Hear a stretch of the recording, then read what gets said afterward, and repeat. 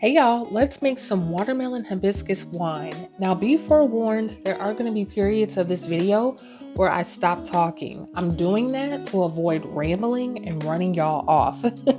So if it goes silent, I'm still here. Just listen to the music and I'll chime in as needed. Now let's get into it. I purchased a 1 pound bag of hibiscus petals off from Amazon, and I only ended up using a half a pound. And my full recipe is literally a half a pound of hibiscus petals, 8 cups of sugar, and 1 gallon of water. And essentially, what you're gonna do is make an hibiscus tea. So you're gonna combine all of those ingredients and let it steep on the stove like I'm doing here.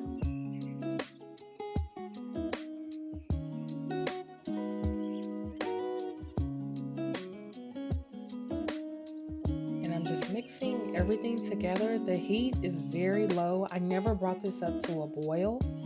So really all you need to do is just, keep your stove turned down on low, and you're just mixing long enough to where that sugar can dissolve. And of course, taste test. Make sure you taste your stuff now. And I'm just going to keep mixing and mixing.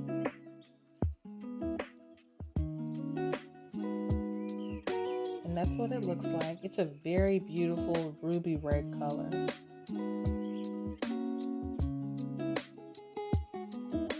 I'll show you guys the color. I think this is going to bottle so beautifully. I'm excited. I'm actually on, at the time of me recording this, I think it's like day 5 of fermentation. So we're halfway there.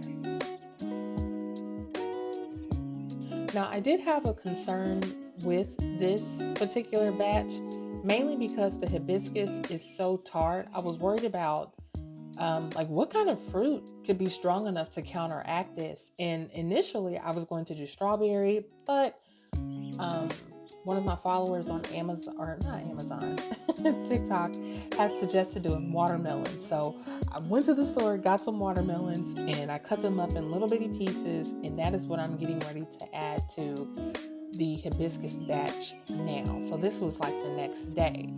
Now, y'all know I had my initial concern with the tartness, but now my second concern was the watermelons, you guys. I know they're not in season yet, but the watermelons that I did find were absolutely terrible. They were terrible. So I'm like, I don't think this is going to give me the flavor that I want, but hey, we'll go for it, because if push comes to shove, I'll just get an extract to kind of counteract some of that tartness from the hibiscus.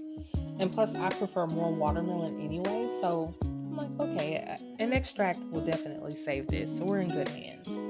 But I went through, chopped up, I want to say maybe 3 or 4 small seedless watermelons, and I went ahead and added them in, and this is what the batch looks like now.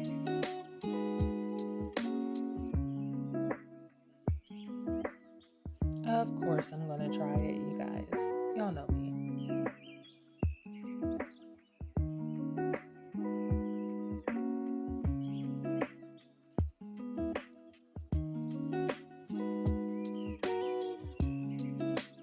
And again, this is the next day. So after I made the hibiscus tea, I did let it sit in the pot overnight, and then I poured it into the fermentation bucket.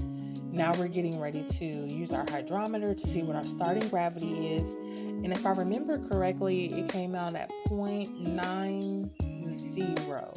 Yeah, 0.90. So it's a little low. A little bit on the drier side, but we'll see. We'll see what happens. Okay, so once you have everything mixed together, this is basically what it looks like. I did leave a little bit of the hibiscus petals in there, but the majority of them are gone. And then, of course, we still have the watermelon that's in here, which is actually breaking down very, very nicely. But I mean, watermelon is nothing but water anyway, so I really didn't expect for it to give me a hard time like apples.